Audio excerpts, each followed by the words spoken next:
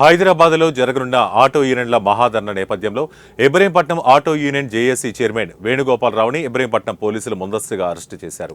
ఈ సందర్భంగా ఆయన మాట్లాడుతూ రేవంత్ రెడ్డి సర్కార్ ఆటో కార్మికుల పట్ల అత్యంత కర్కశంగా వ్యవహరిస్తున్నారని, పేద ప్రజలపై రేవంత్ రెడ్డి సర్కార్ పగబట్టిందని, ఆటో నడుపుతూ జీవనోపాధి పొందుతున్న నిరుద్యోగుల పట్ల ప్రభుత్వ వైఖరి సరైంది కాదని ఆయన ఆగ్రహం వ్యక్తం చేశారు.